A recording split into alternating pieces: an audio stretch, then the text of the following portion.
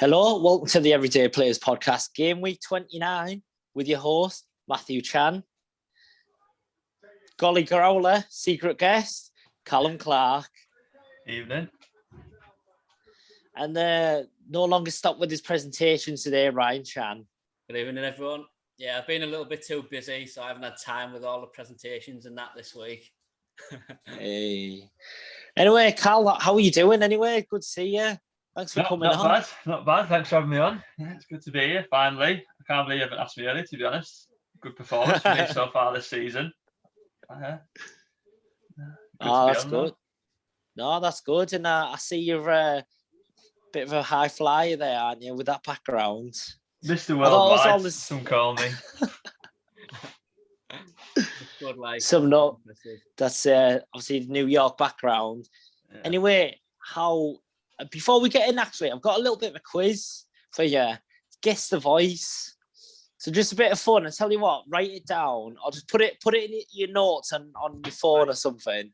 Yeah. Because I'll reveal at the end, right? Guess the voice. Hopefully you can hear the sound okay. Right. So listen in. When you come as a young player, it was so difficult. But it's been a process, it's been a journey. It just hasn't happened overnight. I'd say over the past 5 years since the gap come in, it's been a process, a journey, and every single player has been a part of that journey. To finish. Right. You got that? Yeah. Right, okay. Number 2, you ready? Oh, no, definitely. But, we want to aim as far as possible. You look at our team at the moment, and I think we've got the lights to go that far. So, Got one. Yeah. And then last one. These are easy, them two. These were for Tony, if I thought he was coming on that side. Easy difficulty level. Well, he's not here, Jay, actually. The team worked hard as a collective. We focused on the next game. A performance like that, fairly quickly. Obviously, I know some familiar faces, which has always helped. And like I say, as long as you work hard on the training pitch and on a match day, you get a few points. It looks like. Tell you what, that's a tough one. That one. Yeah.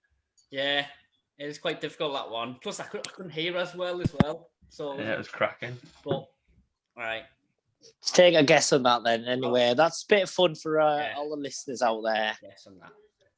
But anyway, Ryan and Carl, how's it gone? How's it gone last week? Yeah, I suppose it went okay. Got above average, 49 points. Won in both leagues as well, which is the main thing for me. And then got slight green arrow. I think I'm 293k, something like that. So yeah, decent enough anyway. I think it's a poor week overall for everyone, to be honest. But so I can't complain too much. Yeah. So with that, Carl, actually, just before I explain, our main leagues tend to be a head-to-head league. All right. Yeah. So we've got 2 head-to-head leagues, and it kind of shapes how good your week is, really. Even if you win ugly, for whatever reason you're settled with your team, you could only get 35 points and win, and you just gives you total difference. Impact the normal leagues, sort of the standard. Do you think it helps, or sort of you're not as fussed? It does hinder it a little bit. Yeah. Because you got to prioritise a little bit. You end up taking a lot of handicaps where I think in the normal, if I just played normal classic, I think you'd leave your team a lot more. I think as well, it can sometimes affect your captaincy choice. I think sometimes if you're looking at someone else's team and you think that they've got better fixtures, let's say, then you think you might have to do something different or captain someone who doesn't have that sort of thing. So yeah, so you're getting some extra points. Yeah, I think it affect it in that sense. Yeah, it's hard to juggle both, really, but that's where we are. What about you anyway, Cal? Last week, you had a good one, didn't you? Thanks to Mr. Pep Guardiola, I managed to get 75 points. So I went Kevin. I thought I always just go back to Kevin to captain, but luckily for me, I had Cancelo as vice captain, which 24 points with him because Kevin was on the bench, so I had a good week. But I think it's the story of the season, back line. So I had 53 points out of 75 on my back line. Oh, that's a lot. That I mean, I tell you what, I'll bring your team up now with that. Oh, you're gonna test my maths now. I got it wrong there. Yeah, hey, Ant won't be happy if you got. I know. There you go. Yeah, so I got lucky. Talk us through that anyway. So I obviously had Kevin in, and I think I feel like I had Saka or Antonio on the bench, and then obviously just got very lucky. Annoyingly, Son and Saka, isn't it? That I thought there could have been like sort of big points for them in that week. Yeah, but both going off injured is not ideal. But yeah, that Stones and Cancelo there just outrageous. Stones is probably the best value defender, I would say at the moment. Yeah. So, but then definitely, it was a sickener when you just see 6 points. It's awful when you see 6 points on your bench and you think what could have been. Oh yeah, with Dallas, I made that same mistake actually. And against Chelsea, I thought, oh, surely there's goals in that, and 0-0 written all over it. I think no chance there.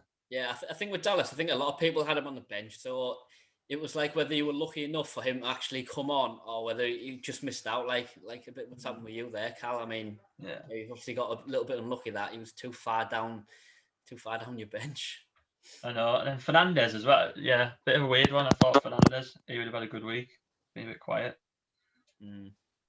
Yeah, I mean, well, it was a tough one against West Ham. He nearly got the assist, but got taken away to McTominay.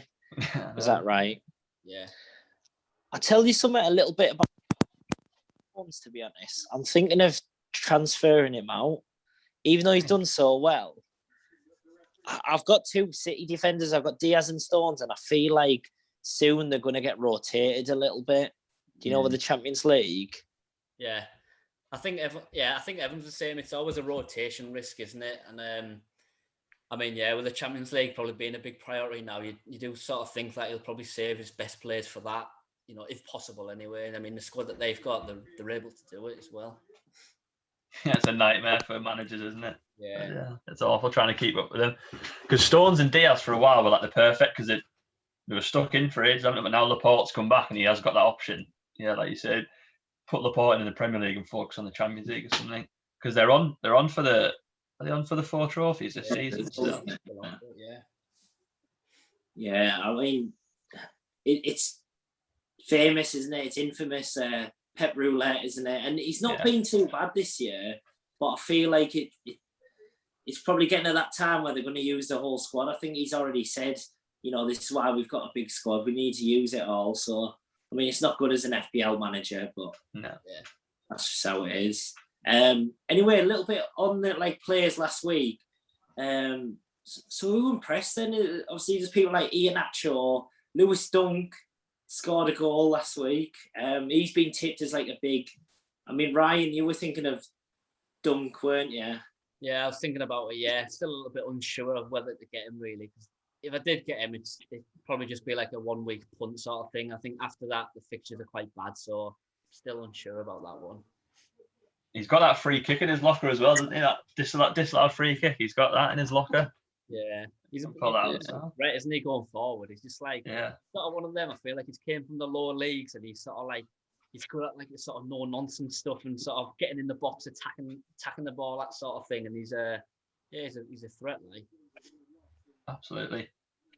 Yeah, and then another one obviously playing for this week. Obviously, we'll talk a bit about later. Lascelles, because he scored as well. Yeah. I mean, I tell you what, Friday night he was going so well. Do you know, with Villa, a double Villa defence and Martinez target. I think they run for at least about 19 or something like that. But he had -4, and then I was listening to it on the radio. 94th minute, Newcastle scored. Couldn't believe it. It was just one of them weeks that happened. Son got injured after 15 minutes. I had Bale as captain. He came off before 60 minutes. And then to make matters worse, I took Vardy out for Bale, even though they played Sheffield United and he got 13. So Yeah, just one of them weeks, wasn't it? It just like it's yeah, it is one of them weeks where you just everything doesn't seem to go your way. You're just making a few rash decisions and transfers you've made go against you, and then you start to lose your head, and you just gotta calm it down, haven't you? And think straight for the next game. What are you like with that, Cal? Like, are you quite an angry rage transferer, or I'm quite calm and collected, I think. I can imagine. Yeah, I can imagine that. I have a word with myself, and I just like, look, sort it out for next week. But I haven't used it this season because the games have been so sort of, everyone was beating everyone. I do have a spreadsheet. I had one last season and the season before. I have a spreadsheet of all the fixtures set out, and then I have like it coded for like top 6 teams, and I think I had Leicester in there as well, so I could see which teams run streaks and stuff of like decent games. But I used to go off that. I used to go off pure statistics. Good effort, that. That is good. That's effort. good. That's why you're in New York right now. Oh, absolutely. I know. But so are you more into statistics then as a manager, or do you sometimes go off gut feeling with players? Like, do you know the naked eye just watching someone and you think, oh, they impress you? So majority of our team, I think, I try and go for like bankers or people, the percentage play that people have got in the team, so you're not going to lose out. But definitely, I always try and pick up like differentials that you just got a feeling about. There's no reason why you pick them, but you just get them in. Saka I got him in early on, thinking I think he's going to have a good season, and sort of kept him in. Got Zaha in for last week just because I had to replace Harvey Barnes. He got an assist, didn't do much, but I thought, he's one of those that if Palace are going to get a goal, he's going to be amongst it. Yeah. And who do Palace play next, actually? Let's double check. I mean, I never touch any of the Palace players except Tyrek Mitchell. Yeah. He was like the 4.0. You get him at the start of the year, cheap defender. And to be fair, he done all right. They were keeping a lot of clean sheets early on. He was getting quite a lot of points. Everton the play next. Yeah, not good.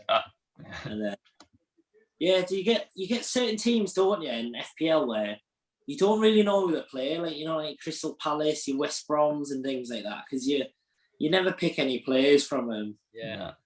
In Newcastle, there's another one. Newcastle has stayed away from big time this year. Last year, I think went for them for a defender now and again, a bit of Lascelles, but this year stayed away completely. I like Fernandez. Federico. Yeah. But anyway, 4 games only on this week. So we'll go through them. Just before you start, how many players have you got? Have you been working towards it? Are you struggling or? Go on, Cal. I am in struggle city. I've got 4 players playing confirmed. I've got Saka and Son that are Saka's got yellow. He's potential maybe, if he rests the Europa League tonight, could be all right, but Son's out. I've got Martinez, Dallas, Antonio, and Neil Maupay. Got Neil in this week and going to captain Neil. Neil is skipper. Expecting big things. He got a goal last week. He was right amongst it last season. He needs to sort of kick on again. Yeah. But that's it, 4. So it's going to be a tough week for me. I think I might lose points on people. Yeah, what about you, Ryan? Yeah, I've got 7. Obviously, it depends on Son as well.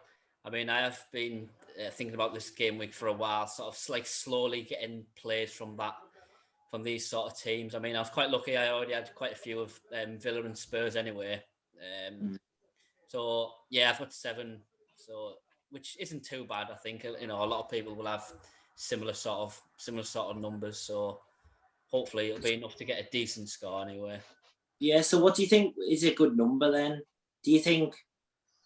I think 7 to 8. I think 7 to 8. I think maybe 8 is like solid. I think 7 you could be a little bit short, but as I say, it depends on fitness of Son. I think that might have affected a few people if people have already done the transfers, that sort of thing. Bamford, I think Bamford will play. I think he might play. Yeah, it sounds promising. Yeah, I don't think Son will, to be fair, but I think 7 or 8, and you're probably 8. Yeah, you're probably looking at a decent number there. Agree with that, Cal? Or I think so. I think 7 and 8, you're in a good position. Probably people like me who sat with 4 and 5. I think, so I think 7 and 8. Get your captain right as well, and I think you're on for a solid week. yeah, I think as well that some of them teams there who actually play this game have like a decent fixture next week as well. So Leeds, I mean, they play Sheffield United, don't they? I think Spurs play Newcastle, Villa play against Fulham. So, I mean, this game week is quite hard. Like some of the games are quite hard to predict. But yeah, as I say, if you're going into this 29 with a decent team, it's a good chance that you'll have some good plays for 30 as well. So go on then. We'll go through Fulham, Leeds. Try and pick what you think the score will be, and then like who you tipping. Who do you think will do well? It's a tough one. I'm a little bit unsure about this one because I think Fulham have been good defensively, but Leeds going forward. But then even they've sorted themselves out the back. I actually think it'll be quite a low scoring game, that one. I think it'll be like a 1-1 or a 1-0. I'm going to go for, and I think I'm going to go for having a play like Lookman. I'll go for Lookman as a tip. Right. I think I agree with what I was going to go 1-1. I can't see a 0-0 happening again between these two. I know that Fulham are good defensively and Leeds have just struggled lately, but it's a big game. But I can see it being cagey. So I'd probably say 1-1. Lookman was going to be. I'd tip Lookman, but then I can't like Jack Harrison. He just seems lively when he plays. Do you like the look of him? Right. Okay. I mean, to be honest, I'm liking the boring 0-0. To be honest, that's what I'm back in the 0-0. You do want a goal, but Leeds, they haven't scored. Sorry, they've only scored 1 in the last 5 games. They've actually struggled a little bit going forward. Yeah. I think if Bamford doesn't play, I think he'll struggle completely. Yeah. Because at least there's someone who can score then. Obviously, they've got Rafinha. He makes so many chances. They just can't put his like chances like away. I was nearly going to get Madja, to be honest.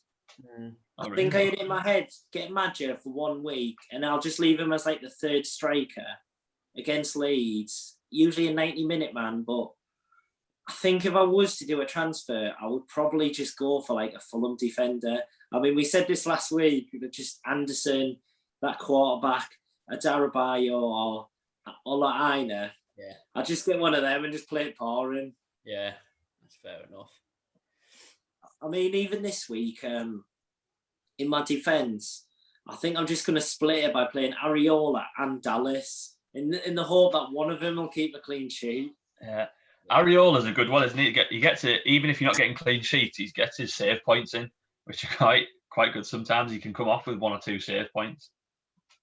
Yeah, he's a good keeper. He's like he was my second keeper after McCarthy, because he was doing so shit.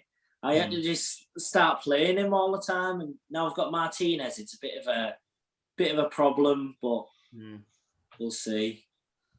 All right, Brighton, Newcastle. See, before we start, actually, because everyone's tipping Brighton, to be honest. Mm-hmm. Yeah. Everyone's saying get Dunk, get Veltman, people like that. But I actually fancy Newcastle. They're like shit house to win, like 1-0 or something like that. Yeah.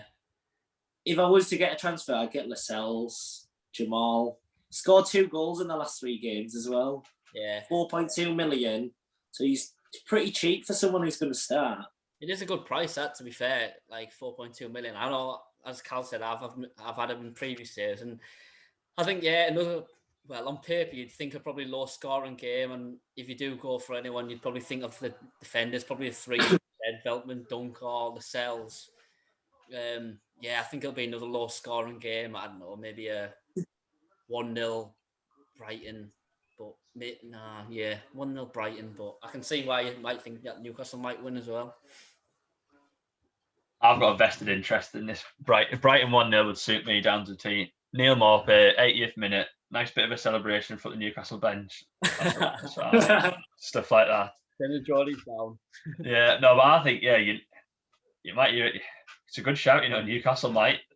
Got a scrappy 1-1. probably high in confidence now because it's the best result I've had in a while. They might go away and think they can nick something. I know. I don't know. I just got a feeling like Newcastle start to grind out results. Not playing that well, Yeah. but they will. But that's where the goals will come from. I mean, you said, Ryan, Andy Carroll, he was like, Yeah, being a bit of a handful, wasn't he? Yeah, he just came on and caused a bit of carnage, and they were just aerial bombardment and winning second balls, and they just sort of like got himself up the pitch a little bit. I mean, for the end of the game, I could sort of see it coming in a way against Villa. I was thinking they just can't I just couldn't sort of get the ball, and it felt like they got pinned back a little bit because of Andy Carroll. Yeah, I think Dunk could eat him alive. He's all right. Lewis Dunk. He's seen those type of players where he's been. He's all right. More league. He'll deal with him. Yeah. So what about any attacking players in this game? Like, would you go for like a Trossard, a Gross? Would you go the other side? Newcastle go Joey Linton or Willock or anything like that, or just stay away? Or... Pascal Gross isn't a bad shout. I had him down as like one of the tips potentially. He's a set piece man, which is I think is quite key. When you're not too sure on what they can create, having someone on set pieces increases the chances of getting points. Takes penalties as well, doesn't he? It does, yeah. Get one. Did, but he missed the last one, didn't he? He missed it. Yeah, and then Welbeck took one and he missed. So I'm not sure whether he'll still be on. I think he'll probably still be on them, to be fair. I think he scored a few before the one he's missed, to be honest. But yeah, I think probably between the two, Trossard and Pascal Gross as well. All right, West Ham Arsenal. I mean, I've got a few West Ham players. Got Tommy Soucek, Soufal in there. I don't really know how it goes. I mean, with Arsenal, they do look quite good. I mean, there's Odegaard. He's got his first goal. I think, did he score in the Europa League the week before? Was that right? Yeah. Scored a good goal, yeah. Good goal. And so he's like nailed on. But at the end of the day, it's still quite a hard game for Arsenal. And you never know who's going to play. So yeah, what you think with that score and any players to target? I don't know. I sound like, I mean, I've looked at these games and I think a lot of them would be quite tight. I know like they won't be, but another one, West Ham, quite solid defensively. Same with Arsenal and sort of, well, they're not, they don't score that many. I'd probably just go for, I mean, Arsenal, yeah, as I say, Odegaard, he's not a bad shout. West Ham, the obvious Creswell, Antonio, maybe Lingard again. Oh, Jay Lings, yeah. Probably Lingard as well. Just got an England call up. Yeah, he has just got an England call up. He'll be on cloud 9. Yeah, he'll be buzzing, won't he? Be doing some sort of TikToks and all that, won't he? Whatever he does. Oh yeah, absolutely. I hope he scores at the weekend, just so he can do a new celebration. Cause absolute chaos. Yeah, see how he's got the whole West Ham boys in it, like straight away. Yeah. Roy Keane is fuming. Roy Keane on that. I think it's a good game. It's at West Ham made it tough for United, and I don't know. I just think Arsenal. It's probably a tough fixture this week in the Europa League. They're going to have to field a strong side, and they're going to have to field a strong side against West Ham. They can't really just like get bit part players in. Yeah, I don't know why. I just feel like it could be West Ham 2-1. Just grind like a 2-1. Soucek could be danger man again. Set pieces. That's how I think West Ham could break them down, like set pieces. They're a bit. Arsenal at times are a bit all over at the back, aren't they? Yeah. I mean, West Ham are very strong at set pieces. You're taking the fact they've got Creswell, who's one of the best like crosses in the league, but then they've even got like a big team like to back that up. They've got Soucek, they've got Dawson, obviously Ogbonna when he's like about. Yeah. I think who was the other centre back, the West Ham one, and he. Anyway. Yeah. One with black hair, Balbuena.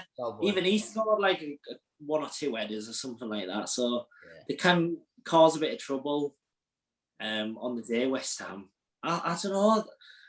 I feel like West Ham are being quite consistent. I fancy him to win 2-0.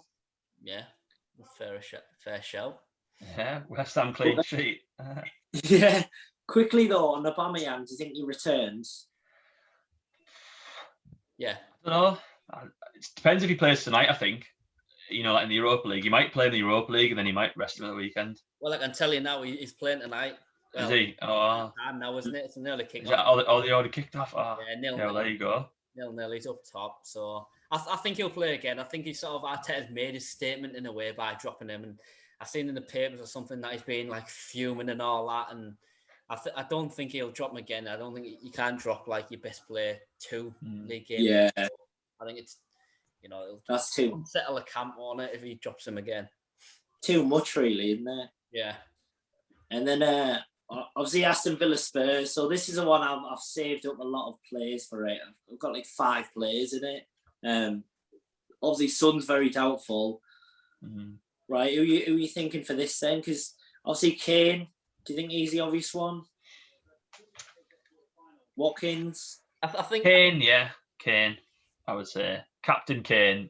But he looked quite lethargic, didn't he, against Arsenal? But Spurs were poor on the whole. He got into it towards the end. And again, I think it depends on, how they get on tonight. It's a tough game they've got. 0-0 tonight. It's half time. Yeah. So yeah. That's a tough game. I think he's probably going to be a percentage captain choice, but might be another one walk off with 4 points for someone, which would be handy for people like me who've got 4 players. Yeah. Couldn't be another Martinez clean sheet. A Martinez 10-pointer, could it? A Martinez masterclass. Yeah. It is one of them, isn't it? Where I do expect Spurs to score, but we feel like sometimes they can grind it out a little bit. Martinez at the back, Target's doing well, but yeah, Spurs. It didn't look the best at Arsenal, but I still expect them to score really. So I'd probably say like a 1 or 2-0 Spurs. I think they might even keep a clean sheet, to be honest. I think Villa have missed Grealish quite a bit, to be honest. Yeah. I know, Reguilon, he could be a shout.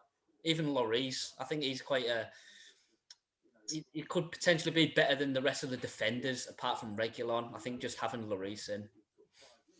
Yeah, I think it could be like a 1-0 Spurs or a 1-1, because, I agree, Villa, without Grealish, they haven't created as much, have they? They haven't looked as sort of dangerous, so it could be one where they're just trying to grind it out, and Reguilon, he'll have chance to go forward, he'll have more scope now.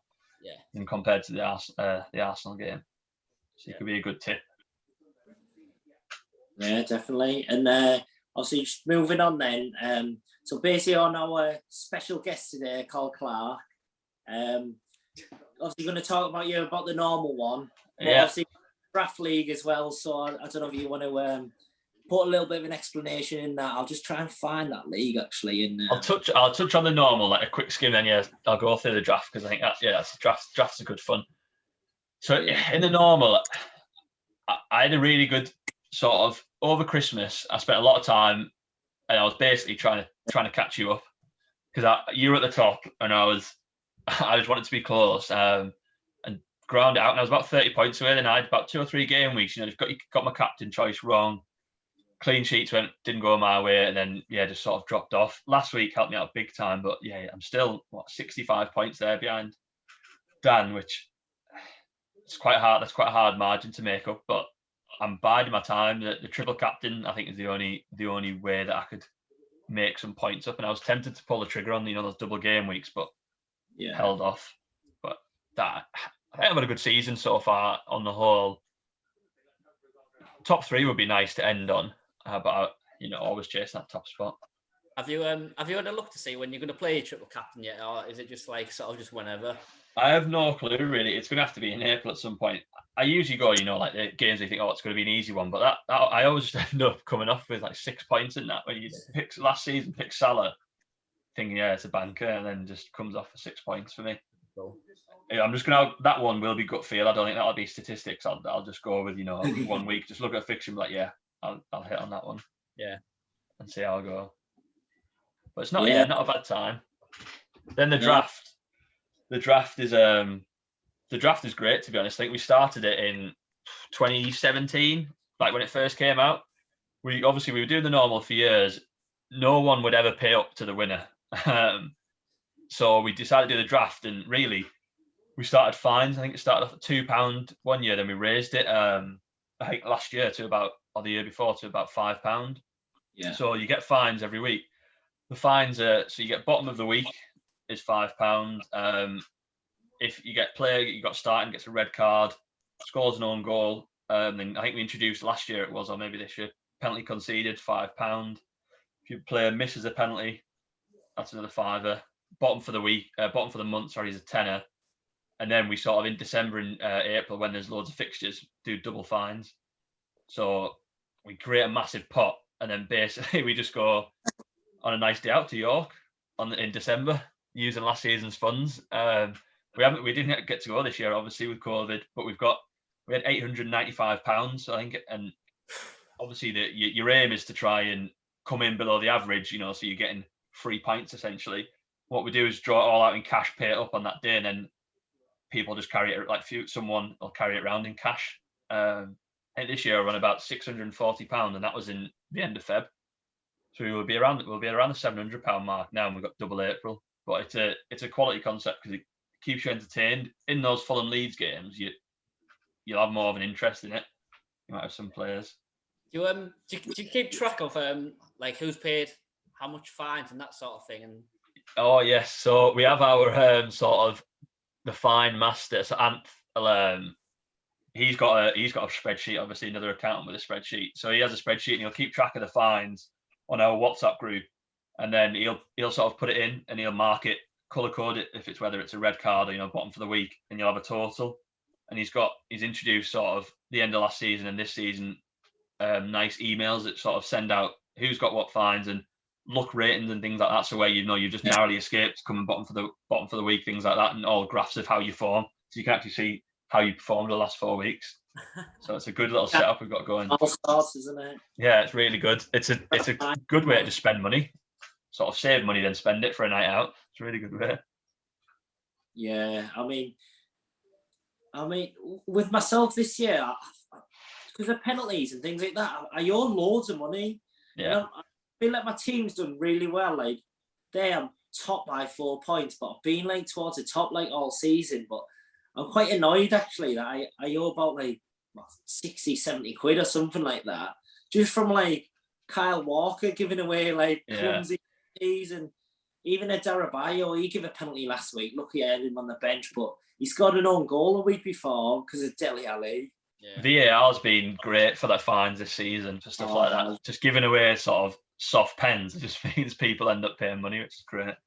So does someone actually like win money from this, or is it more the pays and you just don't want to finish bottom? Yeah. You don't want to. It's about not finishing bottom is like the aim of the game, really. So you don't want to finish bottom, and you want to try and avoid those like little fines of pen concedes and things like that. So I think I might just be above the average at the moment. I think Dan Hunter, he's got maybe £20, £15-20 of fines, which is it's not on that. So I think hopefully double April he gets hit with loads of fines. Should be lovely. Yeah, that's the thing. It's about not losing, not coming bottom of the week. That's the important thing, really, rather than like winning it. Yeah. I think Alex Craig gets a special mention. So the start of the season when we did the draft, Alex Craig hasn't done the draft for the last 2 years for various reasons. This season he went and picked out a big side. From the top, thought he was the big man, and he made the claim he's got the best team behind the front three. Don't know if you can go on his team, Chan, but I think we'll have to let the listeners and viewers see if he's got the best team behind the front three. I could do it actually. I'll have to go off and I'll take a photo. But anyway, I'll show your team there, your draft team, because obviously most people don't know, but in the draft, it's like the NFL, and you only get to pick one player, so only one person can have Fernandes, one person can have De Bruyne, and one person can have Sterling. So you end up with like a load of crap after about like the 6th round of players, where people like Benrahma's like, hardly sought after. Yeah, I've had a torrid. So my first 2 picks were Werner and then Martial, and obviously Martial last season was really good, so went on for him. Werner he sort of was half okay at the start, he'd tick over and get a few points, but he's just been sort of diabolical. Look there again, back line sort of saving me in the draft again. Lewis Dunk coming in big there. James Ward-Prowse being another big one this season. He's got loads of points for me. and Matty Cash when he was playing. He would just get clean sheets every week. He'd come off with the 5 points because he loves the yellow card, but Tony clean sheets every week. We love Matty Cash on this podcast. Oh, good. And whenever Tony Buxton does, he was on hiatus this week. Too stressful for him. I'll tell you what, with one of my tactics with the draft actually is just to get a strong defence. I always feel like if you just get like defenders from good teams, they can get like 6 points. There's already a base, and then what attackers do. Get 6 to 12 points in your defence, like in the draft, you're probably already onto a winner. Yeah, exactly. And there's Craig. You've seen Here it is. Edison and Rudiger 6 each. Loughton 1. Dawson with an own goal last week, so there's another 5 for him. I mean, he's actually improved it. To be fair, hasn't he? To be honest, he has improved his team. He had Luca Dean and Van Dijk. To be fair, at the start of the season, and obviously they had bad injuries. His team has got better, but still, I mean, Trossard obviously had a good week. I think that's a lucky one, to be honest. He's got people like Jorginho, Trossard, Hudson-Odoi, and Bernardo Silva. That all of those rotation risks, really. Kevin, the only one, and then Kevin obviously didn't play last week. And then his front two, he's got just quality of the front two, isn't it? It's 2 big lumps, isn't it? I know it is. But I think we learned that last year, like Man City, like you kind of stay away from them a bit. And looking at his team, I think he's got Alonso, Giroud and Zinchenko on the bench. So he's got a lot of Man City and Chelsea players, which on paper sounds good, but they do get rotated so much, don't they? Yeah, and the draft's a game about getting you got to have those men in your team that get the two, sometimes just the 2 pointers. The 90-minute men, just 2 pointers. Because if you're getting people with like a couple of zeros, and you're sort of looking at bottom for the week straight away. Yeah. Right. Okay. So we're coming towards the end of the show anyway this week. Thanks a lot, Golly, for Cal coming on. No problems. Thanks for having me. For that quiz, have you got any answers for it? I've got the first 2 for definite. Got Jordan Henderson and Jack Grealish. Jordan Henderson and Grealish, yeah. Right, then I went Tammy Abraham, but it's definitely not Tammy. I couldn't work out. I went for Calvin Phillips. That's not a bad shout.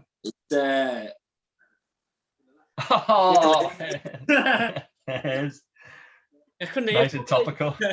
I'll tell you what, he didn't sound as like strong accent as like, do you know when he was in the Euros, like, Trent, like, his best press conference voice on, I think. Yeah, tone it down. He couldn't do it.